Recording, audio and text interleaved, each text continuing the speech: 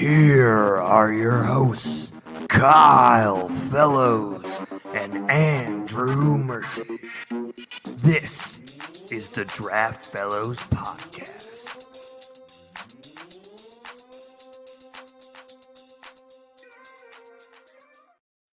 Hey everybody, welcome back to episode 7 of the Draft Fellows Podcast. My name is Andrew Mertig.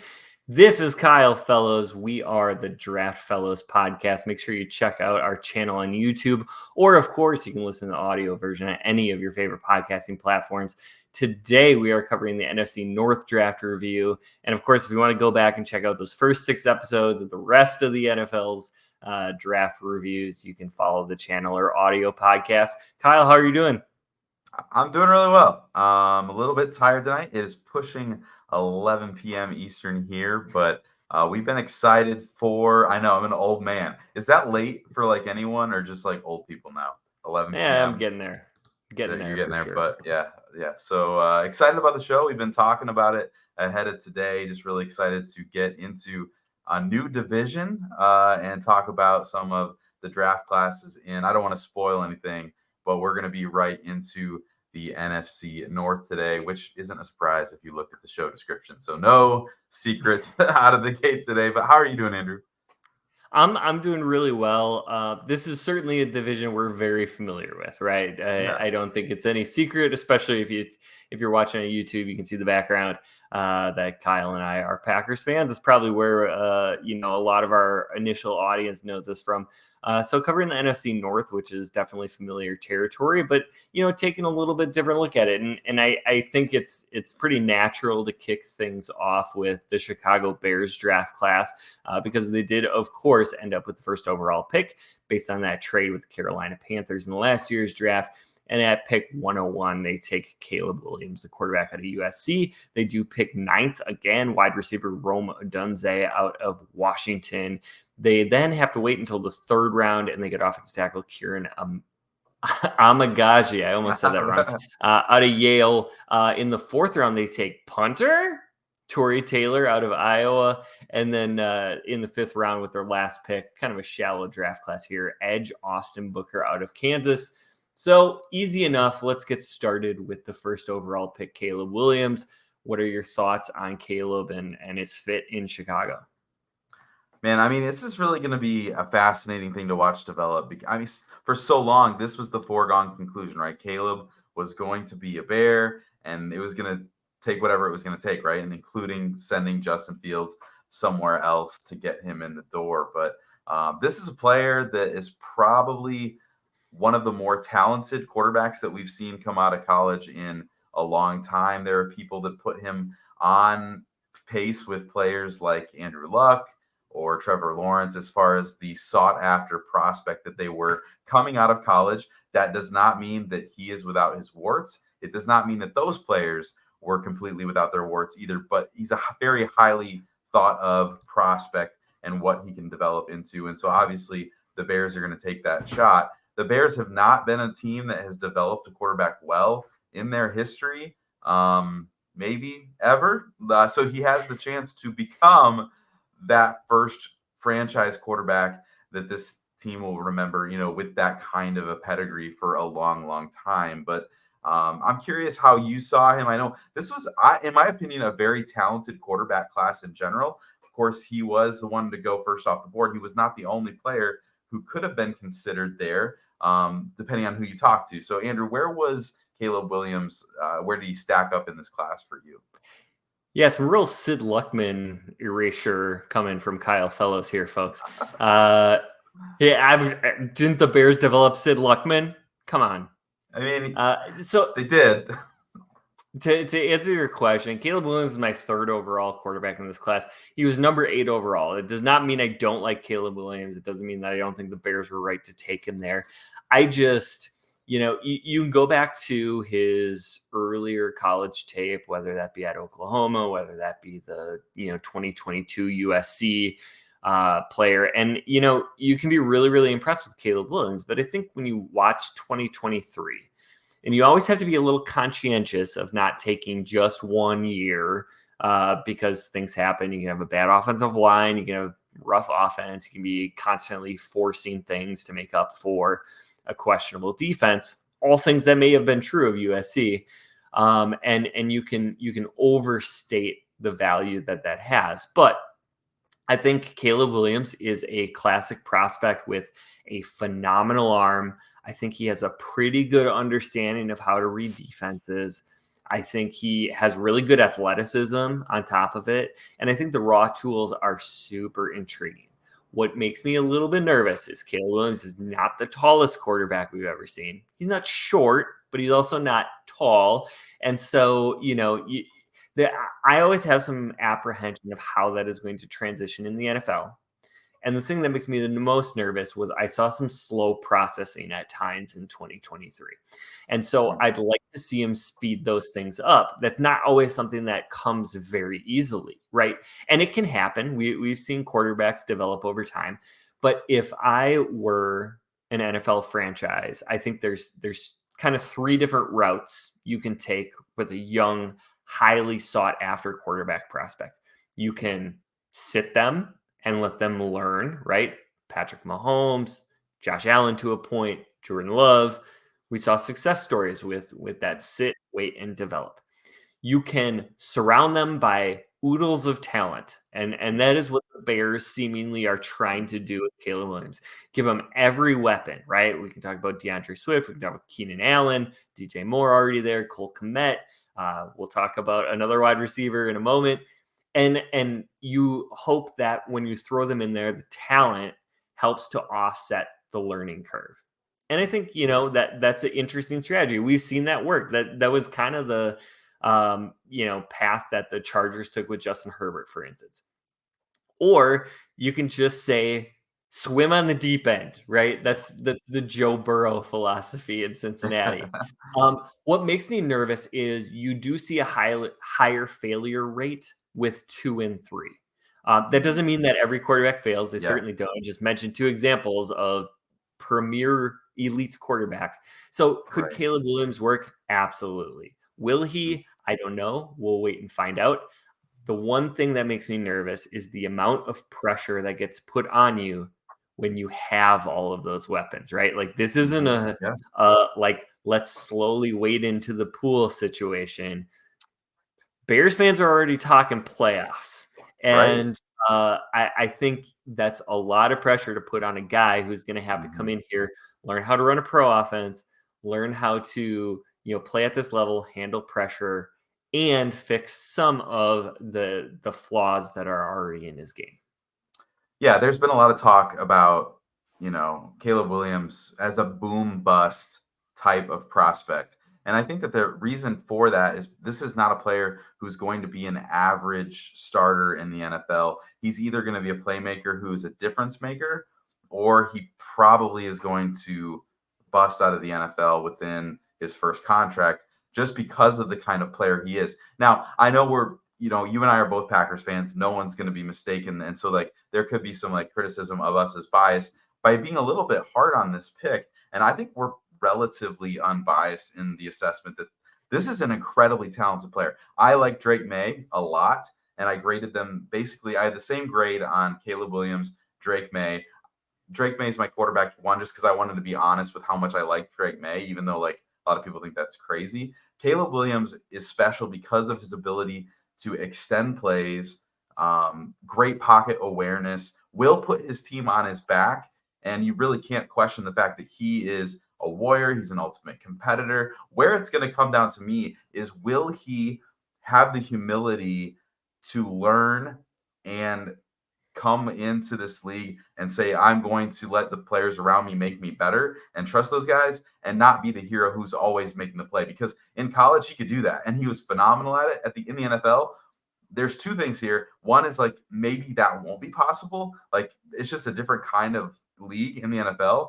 Maybe that won't be possible. But at the same time, maybe it will be at times. He's just going to have to learn when to extend himself and when to let the team kind of carry him and when to learn to just fight another down, right? That wasn't the play that needed to be made, and then move on and trust that it's going to be there the next time. But we don't know that. It's going to be really fascinating to see it unfold there in Chicago. But there are a lot of signs here that point to maybe Chicago finally getting a franchise quarterback. Yeah, I think it's very easy to see that like Justin Herbert outcome. And I'm not saying that's necessarily his ceiling and he's capped at that, but talking about an elite Hmm. level quarterback. And I think Bears fans would be very happy if they had a Justin Yeah, Herbert level quarterback. yeah, But you can also see a little bit of a middle ground, maybe like the things that Trevor Lawrence is going through right now, yeah, where it just has not clicked yet. Um, yeah, but I will say there's a little bit deeper floor here than I would have imagined coming into this past college football season because I thought, Caleb Williams is going to be my favorite quarterback no matter what. And right, then I yeah, really dove into the tape, and that wasn't the case. And this is before the mhm, Bears drafted him. So don't, yeah, I'm not yeah, being yeah, biased in that sense. But like, floor that makes me nervous is Jameis Winston, right? Another former number one overall quarterback who had some processing issues, who then came in, tried to play hero ball way yeah, too frequently. And that just became his reputation. And so yeah, that part makes me a little nervous. But overall, I think the Bears have done all the right things. I love. I hate that I'm saying this, but I love the way that they've handled this rebuild.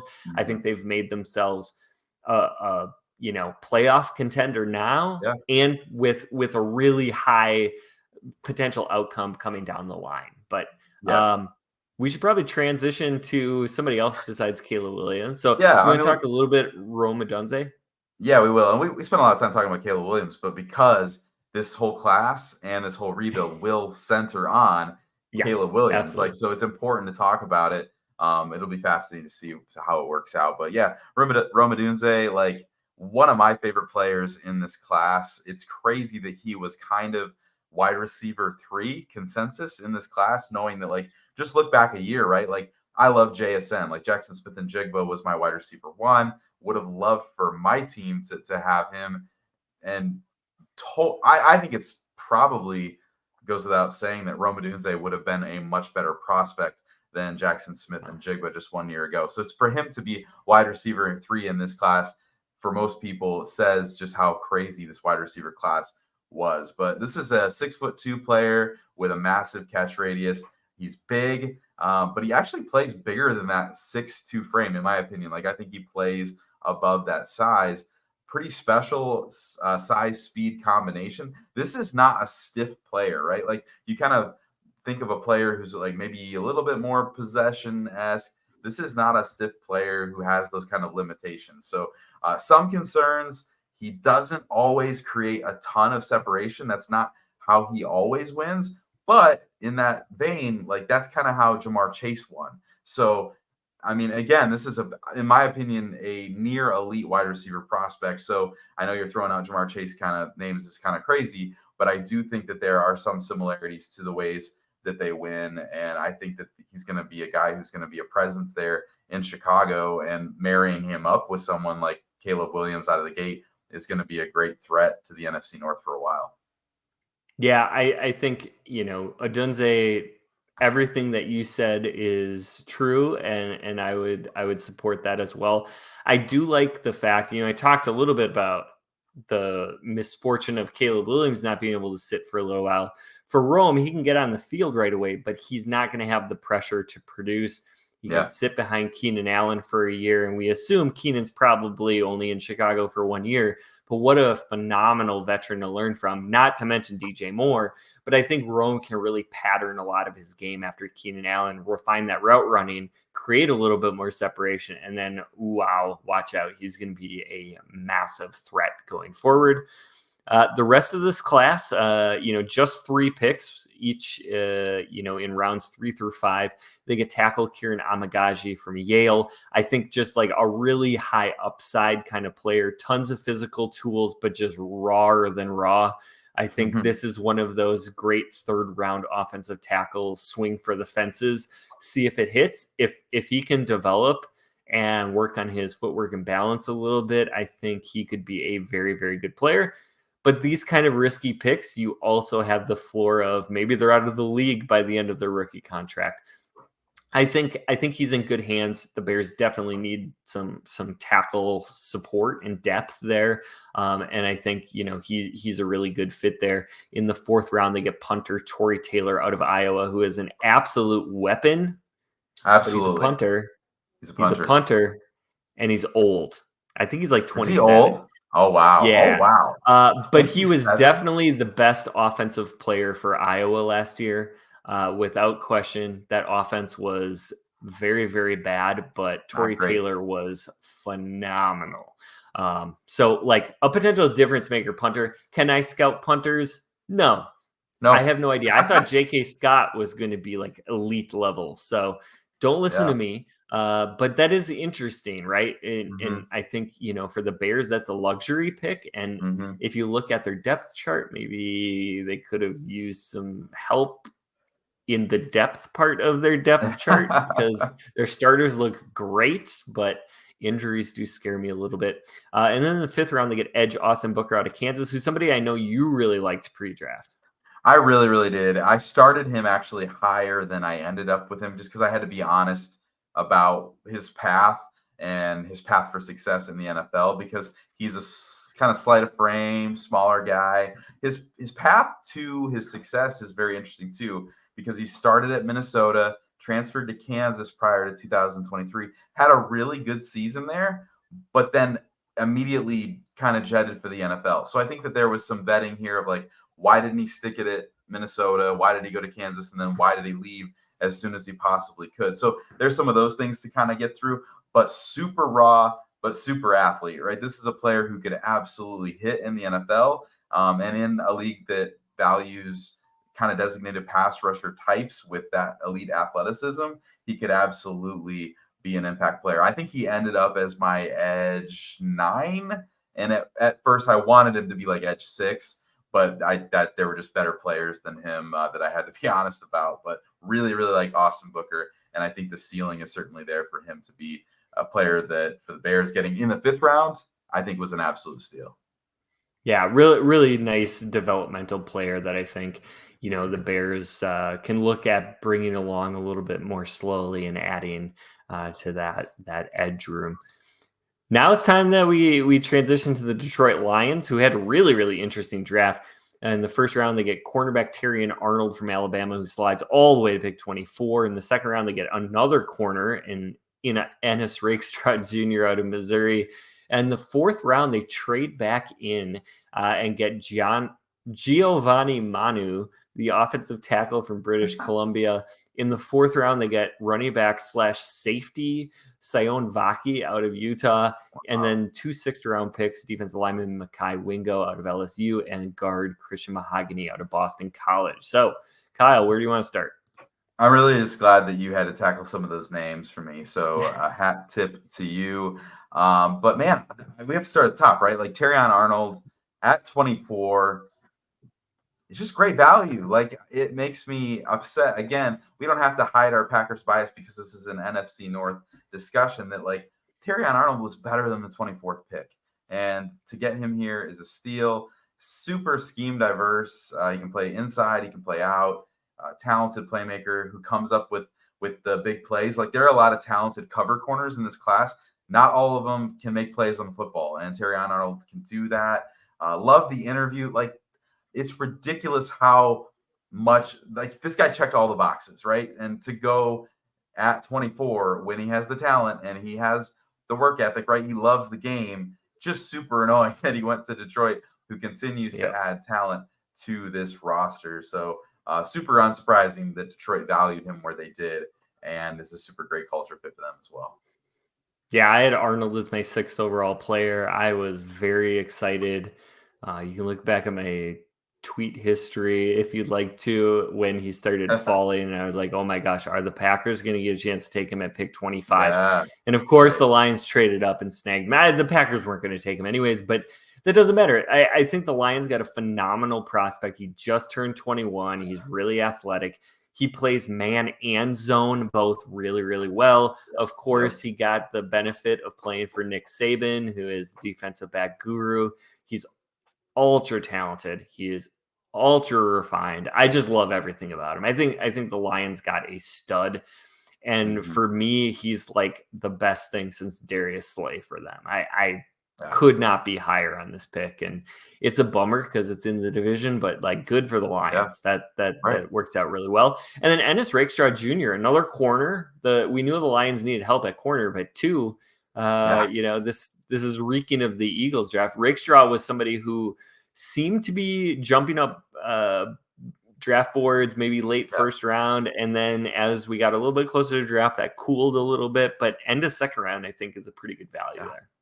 Yeah, again, just a great player that fell kind of into their laps. I really liked Ennis Rakestraw. I think he was my cornerback 4, which is probably high for some folks, but like to me, I think he was a really talented player. There were some concerns with his play speed. I didn't see a huge lag there, so like that was one of the things that people were kind of critical of.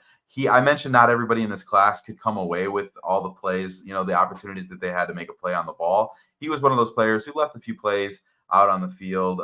Sometimes he would rather face guard a wide receiver than turn to make a play on the ball or locate the ball. So some things like that can be a little handsy.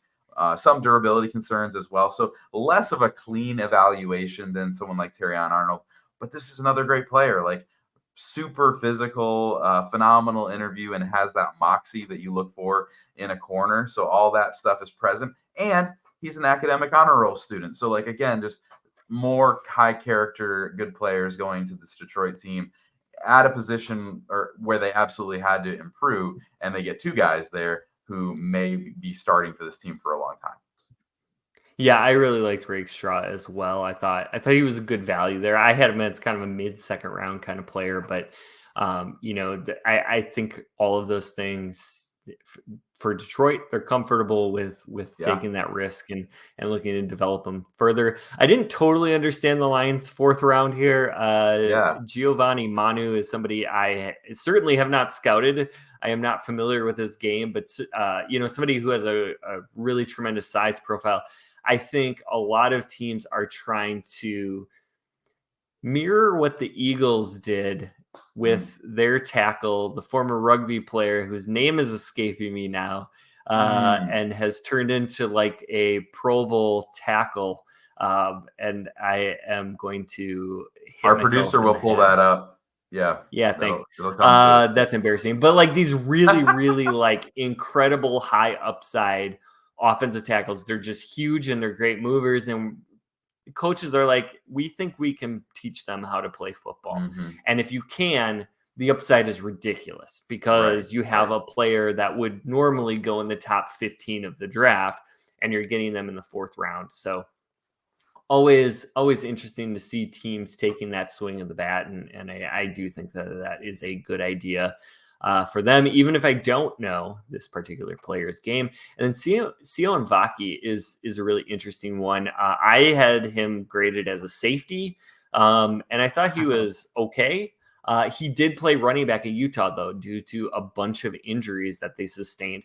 And that's how the Lions announced him. So it is interesting. It sounded like Vaki didn't really want to play running back. He might not be good enough at safety to cut it in the NFL, but somebody that we believe is going to be a really, really important special teams contributor. Yeah. You got to think. I mean, Detroit's running back room is pretty solid right now. So for them to target him as a running back and say, hey, that's where we're going to play you, you got to think that special teams are definitely in his immediate future. But didn't love the 4th round. Didn't, extreme value in rounds 1 and 2. Interesting selections in the middle. But I really like what they did late in this draft, right? 2 6th-round selections that they got to spend there. Wingo, the defensive tackle from LSU, is a player that I got to really late in the process. He was just a player that like I had some like bias against, and so I kind of kept pushing him down my list of players that I wanted to get to. Watched him 2 weeks before the draft and really, really liked him quite a bit. More than just even his on the field stuff. There was a really good interview from him. He was a team captain. He wore 18, which at LSU means the world. And the coaches just rave about this guy's work ethic. So he's explosive. He's got some short arms, so he's got some of those length limitations. But his first step is really, really good. So for me, Wingo in the 6th round is a player that I think you totally take that shot on. And then Christian Mahogany is a player out of Boston College who, great interview, elite RAS, probably a better run blocker than a pass blocker, but takes a lot of pride in how little he let the quarterback be affected there at Boston College. So a really fun player. The biggest thing against Christian Mahogany, and I can't imagine this is the reason that he falls to the 6th round, is that he will turn 24 during his rookie season. So he's an older prospect. But yeah, you could have told me that they picked their 6th round picks in the 4th round, and I would have thought that this draft was kind of a home run. So I kind of love what Detroit did. Yeah, I really liked Mingo a lot. I loved Christian Mahogany. I had him as my 65th overall prospect. Like I thought he Wow. could be in the 3rd round. Yes. So to get him all the way down there, even age adjusting, I thought that of him. So that was somebody I was really high on. I'm very jealous that the Lions ended up with him, and he's going to be a really nice piece for that interior offensive line depth. And I think he's going to be a starter sooner rather than later. So good on the Lions for hitting that value in the 6th round. But I think that pretty much wraps up the Bears and the Lions.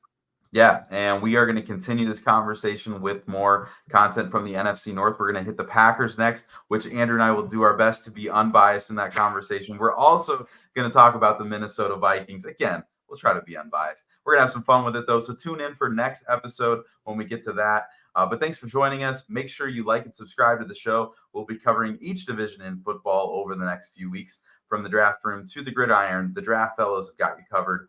But until next time, stay tuned and stay in the game.